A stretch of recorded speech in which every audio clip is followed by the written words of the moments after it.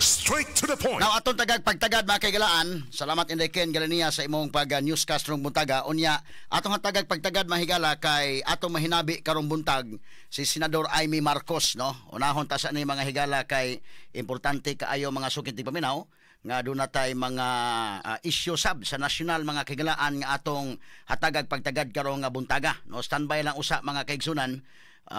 Gamay lang atong sang gi-adjust gamay ang atong signal kay live and direct kini mga higala gikan sa kauluhan, no. Mo na ang ato ning ginahatagag pagtagad karon para nga suta na to mahigala ning atong signal sab. Okay, gamay lang kay mga kaigsunan. Okay na ba, Nestor? Kanas tong linya mahigala to sang hatagag pagtagad mahigala, pero gamay lang kayo ha kay nag-adjust ko mga kaigsunan ning atong signal murag sungog sa ko diri gamay da sa atong kinini ang okay, gamay lang kayo mga kaigsunan. Sige. Okay. Okay, so ato ning hatagag pagtagad mga higala, standby lang gamay alang sa ato na karong pagkikinabi kang Senador Amy Marcos. Unsa man ning atong signal day? Mura mag na kuan ni. Okay. Sige. Standby mga kaigsunan ha. Para ako mamonitor the speakers day sa via Zoom. Gamay lang kayo gyud. Sige. Internet. Murag nagproblema ta sa atong internet. Unsa may kuanda day? Hello. Oo. Yeah. Ay. Hello, good morning.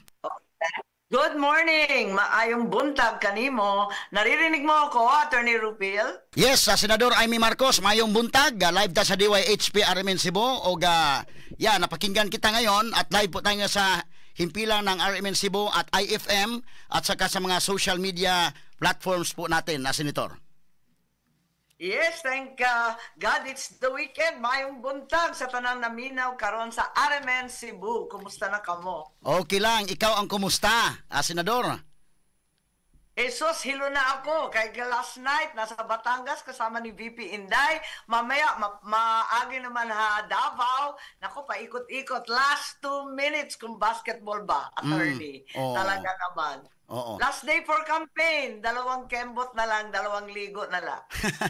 Oo. Senador, itong latest news ngayon ay isa kayo sa iniendorso ng Iglesia ni Cristo. Gaano ito kahalaga para sa inyo, Senador Amy?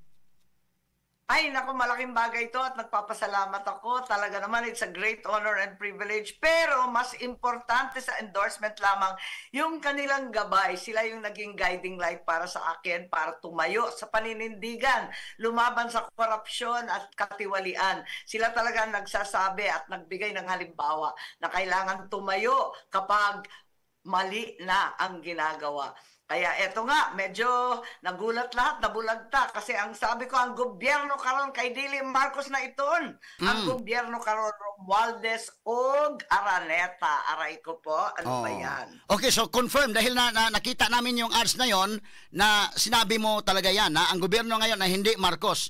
Ang gobyerno ngayon ay Romualdez at Araneta. So at least, confirm na sa iyo yung ads na yon. At anong ibig sabihin talaga, Senator Amy? Kasi ibig sabihin talagang ibang-iba na yung administrasyon. Unang-una, ang pagkaon, ang mahal-mahal ng pagkain. Ng panahon ng tatay ko, yan ang una, araw-araw sa umaga. Ako nag-check. Kailangan 8 pesos kada ganta. Nako, Attorney Rupil, naabutan mo ba yung ganta? Itong wooden box, wala pang kilo-kilo nun, walang pandaraya.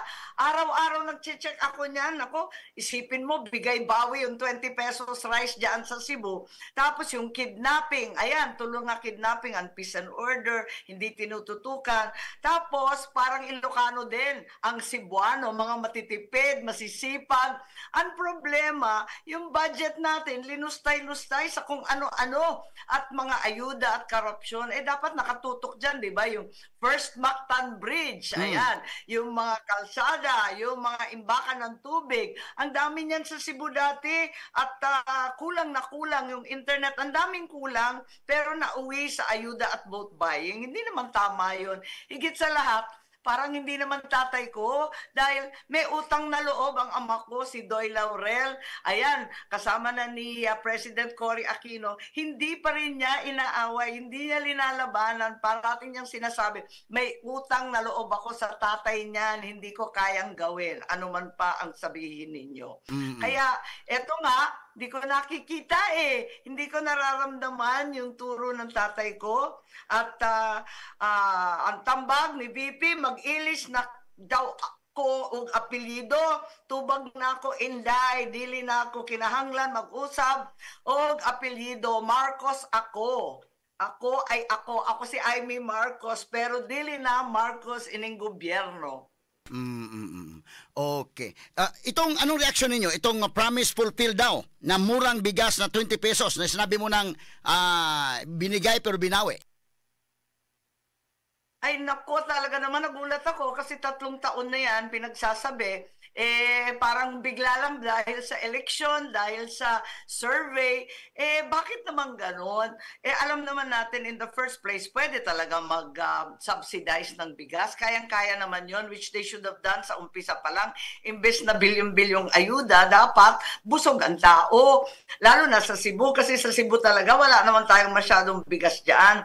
So sana, naumpisa noon, tapos sinabi ko nga, hala, election violation man yan. Kasi di ba, bawal pati tubig, pati transport, pamasahe, bawal lahat yan sa rally.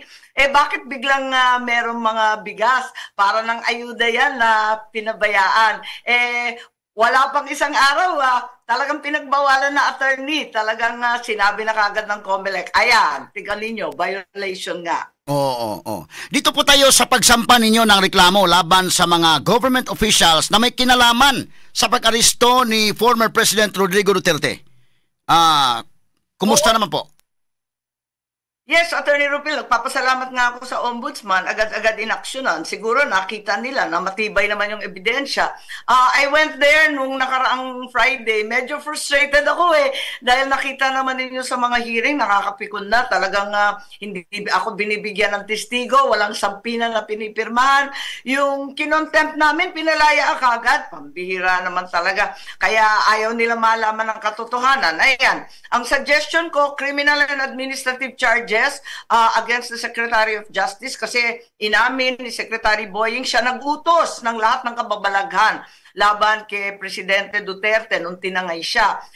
Ikalawa, si Secretary John Vic, ang kapatid dyan sa DILG, group effort daw sa tanan at inutusan daw niya yung mga PNP. Tapos si Chief PNP Marbil, tapos ang paborito ng tanan, si General Torre. Ayan, nakakapikon talaga. Arbitrary detention, hindi pinapasok si Inday Sara, hindi pinapasok ang abogado, ang ordinary rights of the accused, hindi kinilala, kinalagkad pa, pambihira talaga, at hindi pinayagan pumunta sa husgado.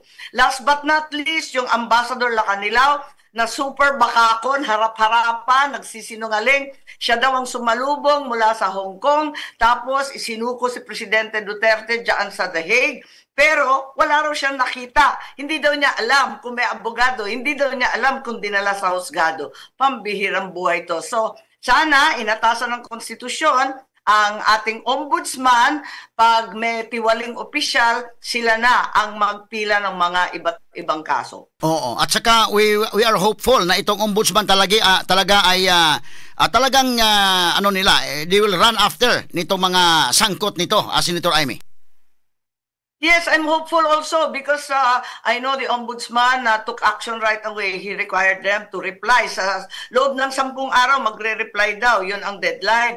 At inaasahan ko na talagang mangyari to. Kasi hindi pa tapos kay Presidente Duterte. Tuloy-tuloy man ito. At ang alam natin, may draft na ng warrant of arrest against 5 police officials. Si Bato, sina Albayalde, 5 yan. Pagkatapos noon, may warrant of arrest kay Vice President Inday Sara, nung mayor daw siya ng Davao at hari at naghahari sa DDS. Naku, Diyos ko, nakaka-nervyos to. At pati yung ating mga kapwa Pilipino, mga OFW na nakulong sa abroad. mahigit yan 1,100 all over the place, nanganganib, natatakot ngayon, pinalayas ninyo yung dating presidente, kami, makakauwi pa ba? Yan ang tanong. Can we bring him home? Itong ginawa ninyong pagsampa ng reklamo laban nito mga officials ng government officials na nila PNP chief at DILG, nina General Torre, no? Ay mga ngahulugan sa posibleng pagkakaroon ng lamat sa relasyon ninyo sa kapatid ninyo na si Pangulong BBM. Ano ang opinion ninyo dito? Well, talagang mahirap rin talaga ang aking trabaho. Pero alam ninyo, ang nangyari kasi dyan, yung aking damdamin, nung nakita ko kasi na tinangay si Presidente Duterte, ang layo ko pa. Nasa Palumpon ba yata ako, sa Ormoc. Ang layo-layo. Hindi ako makapaniwala. Shock na shock ako. Tapos yun nga, nakita ko na lang na tinatangay na dun sa airport. Abay, gulat na gulat ako. Nakikita ko yung flashback ba ng tatay ko nung tinangay kami at dinala sa Hawaii. Sabi ko, kailangan labanan to. Ang Pilipino may karapatan na manatili dito sa ating bansa. And we have a right to be heard by a Filipino court. So, yun nga ang nagulat ako kung bakit nangyari yan. Dahil nangyari na sa amin, bakit nauulit? At hindi naman kami lumaban ng 36 years para lang maghiganti sa iba. Inaapi yung Ilocano at waray-waray noon. Ngayon, aapihin naman yung taga Davao. Hindi tama yun. Nag-uusap pa ba kayo ni Pangulong BBM tungkol dito? Matagal-tagal na eh. Matagal-tagal na. Nakikita ko lang siya sa official occasions kasi kung minsan may mga bill signing into law, napupunta ako, minsan imbitado ako, minsan di na ako iniimbite. Ang hirap talaga kasi alam mo, maraming humaharang, maraming pugunero sa Bisaya, alam na ninyo yan. Mga ambisyoso man, sabi ko nga, kung nagmamadali kayo magpresidente sa 2028, pwede ba patapusin lang ninyo ang aking bugto ng maayos, ng matino, at least makapagpakita tayo ng legasiya ng tatay ko. Huwag naman ganito. Yan ang importante. Sana at least yung legacy naman ng tatay ninyo. So, yung pagtangay kay Presidente Duterte, ito ay in line din ito sa sinabi mo na ang gobyerno ngayon ay hindi Marcos. Ang gobyerno ngayon ay Romualdez at Araneta. So, ibig sabihin, walang ito, sila talaga yung mga mastermind nito. Hindi ko alam kung sino yung mastermind ang umamin na siya nag-utos ay si Secretary Remulla. Marahil may nag-utos pa na iba, hindi ko po alam. Yun lang ang sinusundan ko sa mga testimonya, sa dokumento, sa ebidensya. Kung sino nag-utos nito, hindi ko alam. Pero ang nasasabi ko lang talaga, ang gobyerno Carondili Marcos, White Tatak Marcos, ibang-iba talaga. Kasi yung pagkain, mahal, maraming gulot, kidnapping, hindi talaga yan style. At saka yung paghihiganti, hindi naman namin gawain yan. Naku, tagal-tagal naming hirap na hirap, pero hindi talaga kami naghihiganti. Hindi yan ang turo ng tatay ko, utang na loob. Kahit nagkakagulo na si Doy Laurel, sumama na kay Presidente Aquino. Sabi ng tatay ko, yung tatay niyan tumulong sa akin. Wala akong pakialam. Si Doy ay kailangan tulungan. Si Doy Laurel, pumunta pa yan sa Hawaii kasi talagang yinakap ng tatay ko at sinabi, wala ako dito sa mundong ito kung wala yung ama mo. Kaya hindi ko nakikita, tumulong si Presidente Duterte, tumulong si VP Inday Sara. Bakit natin inaapi ngayon? At ang tinutulungan ngayon, Bam Aquino at Kiko Pangilinan, ang sumanib sa aming pwesto sa alyansa. Nakakalungkot. Wala akong masabi. It's just tragic. Itong ads ninyo ni VP Sara na itim ang kulay ng bansa. Pwede bang ma-expound ninyo sa mga listeners po, for purposes sa mga listeners ng RMN Cebu at IFM? Ay, Attorney Rupil, ako din, nahihilo dyan nung sinabi ni VP Sara, mag-ads tayo. Sabi ko, okay, anong gagawin natin? Itom, tanan itom. Anong tanan itom? Meron bang ads na ganyan? Para kung magbenta na nakakalungkot. Sabi niya, basta itim, luksa, may kabaong pa. Ay, naku, Inday, paano ba yan? Anyway, pinagpipilitan niya. At sabi niya, nagluluksa ang bansa at masyadong magulo, mataas ang bilihin, white trabaho, maraming problema, may kriminalidad, bumalik ang droga. Hay nako, so sabi ko, anong klase? Paano tayo magbebenta sa kampanya ng ganyan? Sabi niya, itim, ipaglaban ang tama, itama ang mali. So nandun na po tayo at tunay nga, nakapakalungkot. Imported na ang bugas, imported pa ang hustisya. Talaga naman, itim ang ating kinabukasan kapag tuloy-tuloy na ganyan. Pero itong relasyon ninyo ni Inday Sara ay talagang iba ito kung ma-describe ninyo, Senator Amy, dahil kahit sa mga nangyayari, tuloy-tuloy pa rin ang endorsement ni Inday Sara sa inyo at kayo po ay magkasama sa mga campaign po ninyo, Senator Amy. Yes, naniniwala ako sa mga Duterte, nakikita ko sa kanila, ang nakita ko sa tatay ko, na mahal ang bayan, Filipino first, na ang Pilipinas ipaglalaban sa lahat. Doon ko nakikita sa kanila at maliban doon, totoo, kaibigan ko sila. May utang na loob ako dahil sila ang nagpalibing sa tatay ko. Isipin mo, 4 presidents came and went. Isa doon, pinsan pa ng tatay ko, pero hindi siya pinalibing. Si Presidente Duterte ang nagpalibing, hindi ko makakalimutan yan. Kasi sa Biblia, ang panganay ang naglilibing ng tatay. Kaya nagawa ko ang aking katungkulan because of him. So maliban dyan, yun nga, naniniwala ko na tama yung ginagawa niya noon, yung kanyang pamumuno, talagang maayos ang bansa, hindi tayo magulo nun, walang kriminalidad, maayos ang presyo, at may pagkakataon pati mga mahihirap. Pagkatapos ng eleksyon, mangyari ang impeachment laban kay VP Sara. Maaasahan ba si Amy Marcos na tumulong doon sa impeachment against VP Sara? Well, eto nga, ako na lang yata yung wala pang sukat yung damit dahil silang lahat nagpasukat na bilang husgado. Hat na nga yung iba dyan para sa impeachment. Ako naman ayoko ng gulo eh. Pareho rin ako ng iglesia, ng iba ating mga religious groups, ng ating business sector. Very bad for business ang gulo. May kidnapping na, may impeachment pa. Meron pang tinangay na dating Pangulo. Sino mag-i-invest dito? Kawawa naman yung MEPSA. Tuloy-tuloy na mawawalan ng trabaho.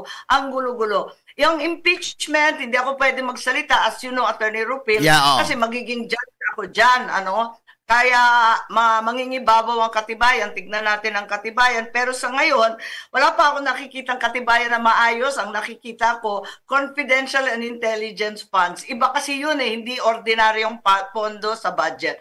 Pag-aralan natin maigi, pero maasahan ninyo, natatayo ako kapag mali. Senadora, kayo ay kilala din bilang taga-suporta ng sektor ng agrikultura sa bansa. Ano-ano po ba yung mga naitutulong ninyo para sa sektor na ito? Well, unang-una, Attorney Rupil, kabisado ninyo yung PD27, yung Land Reform Act ng tatay ko. 52 years old na yan, ang luma-luma na, tagal-tagal na, 54 na nga yan, ang tagal-tagal na nun, hindi pa napapamigay yung mga lupa ng ating mga magsasaka. So yung Agrarian Reform Beneficiaries, dahil sa batas ko, 600,000 na titulo ang napamigay, zero balance, why utang? Nabura lahat ng utang sa land bank, bilyon-bilyon yan, nabigay na natin. Pero alam naman natin, naku po, andyan yan, may papel na nga sila, papel man la iton, yung papel na yan, baka nakaprenda na, kaagad-agad. Kaya kailangan tuloy-tuloy ang bulig, tuloy-tuloy ang tulong sa ani sa ating mga binhi, mga abono, mga gasolina, mga krudo na makinarya. We have to keep helping them at gusto ko sana pantawid sweldo na lang. Huwag na yung ayuda na napakalabo. Nako, dapat pantawid sweldo na may listahan, na klaro, mga kinahanglanon na talagang poorest of the poor, yung ating fisheries, farmers, higit sa lahat yung senior citizens, solo parents, at syempre yung PWD, wala pang natatanggap sa gobyerno. Instead, gagamit yata sa vote buying, sa katutak na payout, sa kaliwat kanan, nakikita ko sa buong bansa. Sa kabilang dako naman na Senator Amy, marami ang hindi nakakaalam na kayo ang nasa likod ng dagdag benepisyo po para sa mga senior citizen, no? Pwede nyo bang ibahagi sa mga nakikinig sa atin ngayon kung ano ang mga dagdag na nadagdag doon sa ilalim ng Expanded Centenarian Acts? Ay, tama yan. Talagang happy naman ako. Unang-una, nag-umpisa yan sa social pension. Nakapagbigay tayo ng 1,000 pesos. Nasa batas na yan. Hindi naman ginagawa.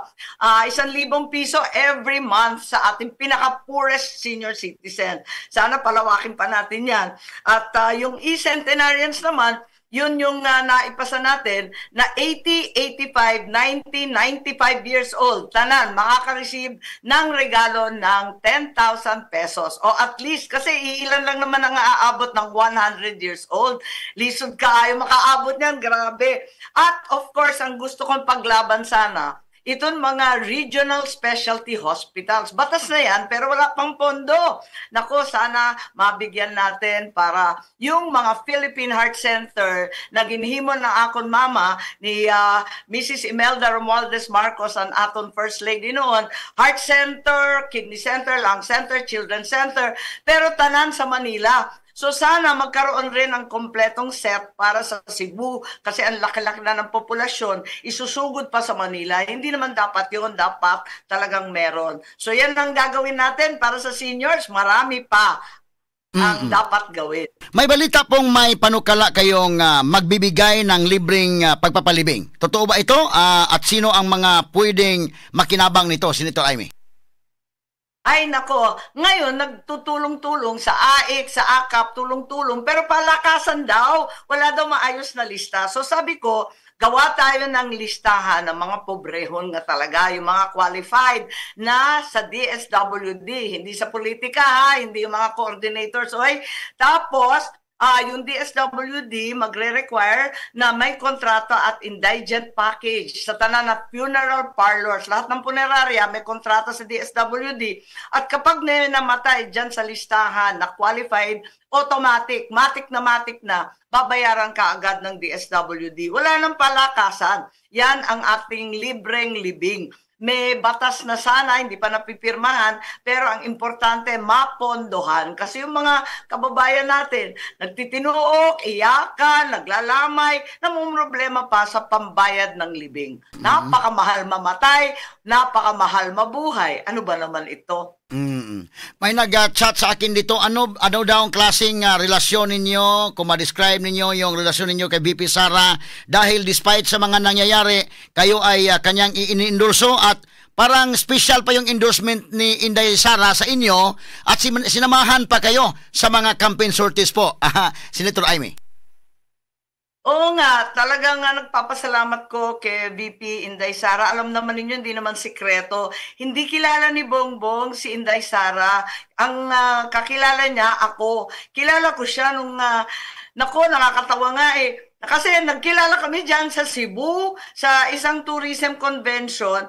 Pinipitch ko yung Ilocos Norte, tapos na-meet ko siya, 2011 pa yon. Ako, gobernador ng Ilocos, pareho kaming LGU, siya yung mayor ng Davao. Yun ang time na nasuntok pa niya yung marshal, pambihira, na Ilocano, doon sa Davao. At na-meet ko siya, medyo controversial siya noon. At mula noon, nung 2019, siya naman nagkampanya sa amin. At nung 2021, ako na nakisuyo sa kanya, nakunin sana si Bongbong. Akala ko tatakbo siyang presidente, kinausap ko siya, Day, ang kapatid ko na lang para may Luzon ka. Tapos sabi niya, naku, wala na akong balak, nagpila na ako mag-mayor. Nakumbinsi natin at marami kaya nga nagsasabi, handang-handa na magsara all. Sabi ko, hindi pwedeng mabigo lahat ng tao. Higit sa lahat, hindi lahat ang nabibigyan ng pagkakataon manilbihan. Kaya tumayo ka na. At doon nag-umpisa at alam naman niya na prangkang-prangka ko, diretso naman ako. At alam din niya na sobrang disappointed ko sa mga pangyayari dito sa administrasyon. Malungkot ako, di ko na nakikita yung kapatid ko, pero nakikita ko naman paminsan-minsan, hindi naman kami nag-away kahit kailan. At yun nga, maraming ahas, maraming lalay, maraming lulong sa palasyo. Oo, dahil yung movie na Maids in Malacanang, if I'm not mistaken, yun ang title. Parang ikaw ang tumayo na leader doon sa pamilya ninyo, yung nagka-crisis na ang pamilyang Marcos. Yes, may sakit na sobra yung tatay ko noon eh. At saka yung tatay ko, talagang may sakit na mahina na siya nung time ng EDSA. At Yun nga, ang parating bilin sa akin, alalayan mo si Bongbong, bantayan mo yan kasi isa lang yung lalaki natin, tatakbo yan sa politika dahil sa pangalan at wala siyang choice. So alalayan mo. Inaalalayan ko naman at pinipilit ko na nasa tamang landas pero iba na kasi ang pumasok, hinaharang na tayo, hindi ko na maabisuhan. Talagang malungkot ang sitwasyon namin at pati yung mga anak ko, talagang hirap na hirap. So kung babalikan natin yung nangyayari yung 2021 or 22 election, kayo ang nag-convince ni VP Sara dahil at that time gusto na ni VP Sara na tumakbo lang ng mayor sa Davao. So kayo ang nag-convince sa kanya na maging running mate ni BBM. Oo, tama yun. At saka hanggang sa huling sandali, sabi ko, hindi ka ba magbabago ng isip? Pati si Bongbong sinasabi, tumakbo ka ng presidente, ang lakas-lakas mo, walang problema. Ang lakas-lakas ng Duterte, walang kampanya-kampanya, walang kahasal-hasal. Ayaw niya talagang tumakbo ng presidente. Na-convince lang namin hanggang vice president. Sabi niya, pumila na kayo. Ikaw nang pumila. At si Bongbong pumila. Sabi ko nga, nakakahiya naman pumila na wala man lang vice president. Nakakahiya naman yung ganun para hindi seryoso. At sa wakas, nakumbinsi nga siya. Pero hindi pa umuupo ang aking kapatid. Marami ng asungot, marami ng nagbubulong-bulong, marami na talagang nakikialam at ibang-iba na ang takbo ng pamahalaan. So at that time, kung tumakbong presidente si VP Sara, willing lang talaga itong si BBM na maging running mate niya bilang vice president at that time? That was the plan. That was really the plan. Pumunta kami sa Davao noong Mayo 2021 dahil i-greet nga. Kasi mag-birthday na si Inday at the end of the month, at the end of May. Ayun, mag-greet lang kami. At the same time, palihog, pwede ba? Mag-vice president na lang si Bongbong sa iyo. Sabi niya, hindi naman ako magpe-president. Mainit ang ulo. Naku po. Pagkatapos nun, pumila na nga para sa mayor ng Davao. Ang nangyari, November na ng 2021, pinipilit pa rin namin, magpresidente ka na para madali ang buhay natin. Walang kampanya, walang effort. Ayaw talaga, sabi niya, ayoko. Sa wakas, nag-vice president, nag-usap-usap, nag-zoom pa nga kami, hindi na kami nagkaroon ng time. Naka-zoom lang kami katulad ngayon at wala na talagang time makipag-usap. Tapos yung sumunod na araw, ayun, pumila na si Baste Duterte bilang mayor, nag-withdraw si Inday Sara at pumila bilang vice president. Naku, talagang last 2 minutes yon, pinipilit pa rin namin siya na maging presidente. Ayaw talaga. Kaya yung mga nagsasabi na namimilit na tumakbo ng 2028, talagang alam ko, hinindian na yan ni VP Sara. Hindi siya nagpapakamatay o sobrang ambisyosa. Kaya nagtataka talaga ako sa kanila. So mali yung mga allegations na ito ay nagmamadaling maging presidente. That's why ito ang nangyayari ngayon sa ating bansa. Hindi yun galing sa mga Duterte talaga. Ay nako, wala yan sa Duterte. Hindi ko sinasabi na walang pugonero rin. Wala rin mga pabulong-bulong dyan at naninira sa side ng Duterte. Sigurado meron din. Pero pinag-aaway-away lahat. Sigurado ako sa dalawang panig. May mga panggulo sa buhay. Pero talagang hindi galing dyan sa kanila. Yung nagmamadali talaga masyado. Yung iba na hindi naman manalo-nalo. Naku po, bakit naman kayo nagpupumilit? So, ganyan ang kalaki yung role po ninyo, Senator Amy, na na-convince itong si VP Sara na tumakbo ng isang national position. Pero yung role ninyo ay hanggang dyan lang. Pagkatapos ng nakaupo na, parang nawala na kayo sa eksena. Ganon ang nangyayari. Hindi ko naman sasabihin na ako lang yung one and only nakapag-convince sa kay VP Inday. Kasi marami talagang Sara All, naalala ninyo, yung buong kampanya niya. Ang dami-daming nag-organize, gumastos na, nangampanya na, umikot na. Sabi ko talaga, mabibigo yung mga yan. I'm sure malaking bagay din yung kanilang pagkumbinse. Kaya, yun nga, nalungkot ako na nagkaganito. Parang sa akin, bakit naman binubugbog yung kaalyado, yung mga nakatulong sa'yo? Parang kinikwento ko nga, yung sa tatay ko, ang tindi ng utang na loob ng ama ko, bakit nakalimutan natin na kinakailangan tulungan yung mga talagang tumulong tumulong sa iyo at hindi yung makikiusa sa mga politikong nag-akusar, gipasiugba, nako, naglupig-lupig sa atong pamilya. Nako, hindi ko maintindihan talaga. So, para sa inyo, Senator Amy, ay tinanaw mo na ito ay isang utang na loob para sa mga Duterte, yung pagpapalibing ng tatay po ninyo, at saka yung pag-convince niyo kay VP Sara na mag-accede doon sa sinabi ninyong magtatakbo ng isang national posisyon. Oo, tama. Talagang utang na loob. At ako'y naging senador dahil sa kanila. Oo. Ako yung bahagi ng grupong tagapamayapa. Yung mag-ama ang nagkakampanya sa amin. Si Presidente Duterte nangangampanya. Tapos si Inday Sara mangangampanya din. Silang dalawa, kaya lahat kami nanalo eh. Lahat ng hugpong nanalo dahil sa kanila. So ngayon lang, mayroon ng mga ibang tao na pumasok at parang nawala ka na doon sa eksena. Hindi ka na nga na makapag-usap, personal, yung makapag-advise ng kapatid ninyo? Wala na nga eh. Talagang yan ang papel ko habang buhay na inuuna talaga dapat si Bongbong kasi yan ang parating bili ng tatay ko. Alalayan mo yung kapatid mo. Ako yung supermanang eh. Ako parating nandyan.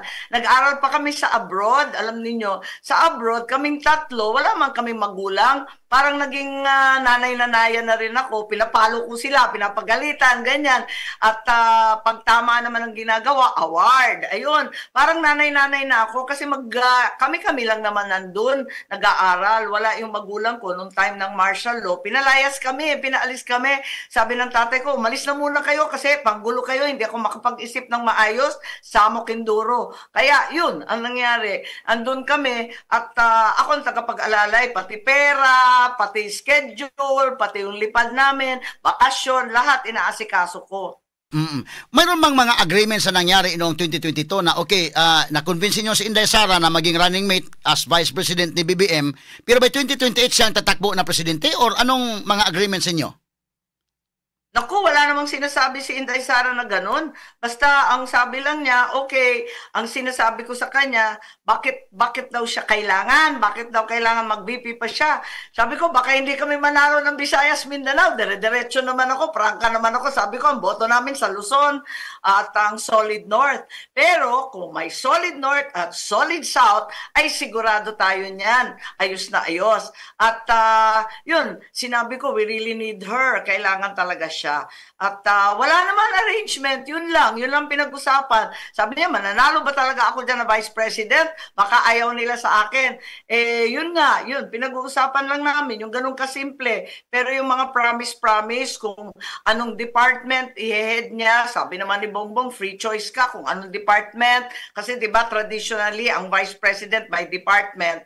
So yun, pinili niya DepEd. Tapos yung tungkol naman sa susunod, wala naman sinasabi tungkol sa 2028, wala naman demands na sinasabi. So masasabi ba natin na hinayaan lang ni PBBM na may makasira sa relasyon po ng mga Marcos at Duterte, no? Sa kung sino man yung tinutukoy mo na attached sa ambisyon na maging presidente? Oo, palagay ko ganoon. Kasi yung kapatid ko, ay kung minsan masyadong mabait, buutan, masyado, parang nanay ko yan eh. Malambot ang puso, baka pinagbibigyan na lang niya. Hindi ko na alam talaga ang mga pangyayari sa Malacanang. Andun lang ako sa picture taking ng mga bill signing, yun lang ang alam ko. At talagang nanghihinayang ako para sa akin talagang hindi maganda ang nangyari. Nung inaapi na si Inday Sara ng sobra-sobra at kinukuyog nung Quadcom, nung kung sino-sino dyan, abay pakiramdam ko talagang katraidoran na nangyari. Hindi naman dapat ganon. Bakit naman tayo kakampi sa mga kaaway natin, ang mga communist, yung mga kaliwete dyan sa Kongreso, laban kay Presidente Duterte at kay Inday Sara na walang ginawa kundi tumulong. Talagang nalito ako. Pagkatapos noon, naging bloody na, naging maisog na yung rally, nagkakamurahan na. Wala, bardagulan na sa politika. Wala na tayong nagawang trabaho para sa ating mangingisda, sa ating presyo, sa ating mga kabataan naghahanap ng trabaho. nako, wala na. Nakatutok na lang tayo sa pinaka walang kwentang toxic and dangerous politics. Itong latest na ads po ninyo na ang gobyerno ngayon ay hindi Marcos, ang gobyerno ngayon ay Romualdez at Aranita. Kumusta na po ang relasyon ninyo sa pinsan ninyo na si Martin at saka yung First Lady po? Palagay ko wala na akong relasyon sa kanila. Pag nagkikita kami, hello, hello. Pero kung minsan ang Araneta, hindi nga ako pinapansin eh. Kaya medyo umiiwas na rin ako. Ayoko ng ganun eh. So, si Speaker nag-greet, pero syempre, iniiwasan din ako. Mahirap talaga, pero yung sinasabi kasi as nangyayari na binebenta ang mga kontrata sa gobyerno. Samantalang wala na tayong bagong kalsada. Ayan, sige pa rin ang traffic sa Cebu, sige pa rin ang traffic sa Metro Manila. Ano ba naman, lagyan man lang yan ng smart system. Ano ba naman, tulungan na lang na magkaroon ng karagdagang kalsada at ng public transport system. Tulungan na lang natin ang mga local government. Alam nila yung ginagawa, alam nila yung problema. Pero nawaldas yung budget sa kalokohan. Puros kalokohan na lang, importasyon, imbes na tulungan ang mag-uuma, ang mangingisda. Nako, parang nakakadismaya at wala akong nakikitang tatak Marcos sa ganyang kaugalian. Ilocano yung tatay ko, sabi ko nga, yung kuri-kuripot nun. Nako, lahat ng igagastos, naka-line item, kada isa dyan sa budget, isipin mo yung budget, blanco, pipirmahan, trilyon-trilyon, bilyon-bilyon. Naku, hindi papayag yun. Imposibleng mangyari yun. Okay, yung mensahe na lang po ninyo, Senator Amy, sa mga nakikinig sa ating broadcast ngayon sa Visayas at Mindanao and Luzon at saka sa buong mundo via internet po, Senator Amy. Nako, maraming salamat. Dagang salamat, Attorney Rupil. Busa karong umaabot nga Mayo, maghiusa kita tungod sa tanang Okay. Sige, mo to si Senator Amy Marcos, ako nung gikon mga higala kay ang atong Zoom maputol man god, no? Pero na magay nga unsa man tong kuan na dayday may tatog. Sige mga higalan, sumoto si Senator Amy Marcos, no, natay problema gamay nga dili to kuan tong Zoom nga gigamit, maputol ag galit og kuan. Ito na agi katawa sa mga kahigalaan, ha? Pero at least na-explain ni Amy kay kuan maguni, murag na kurat sa ko mga higala tong iyang ads karong bag-o. Ayan gi-explain nga kinini ang katong hitabuan di ay ang pag-convince niya kang Sara Mudagan, inana ang nahitabo. So dili si Sara mahigala nag-ambisyon. Daan palagi ko dahil nga at that time kusog kay si Sara bisan pag si BBM para sure nga mudaog mag running mate lang ni Sara as VP. Okay na. Bahala na sa sunod o kung sa'yo sunod may tabo. So, dili man Sara mahigala. So, kay mudagan na siya mayor sa Davao, unya hantod na convince, nag-VP na lang. So, mao ning hitabua mga kaigsunan.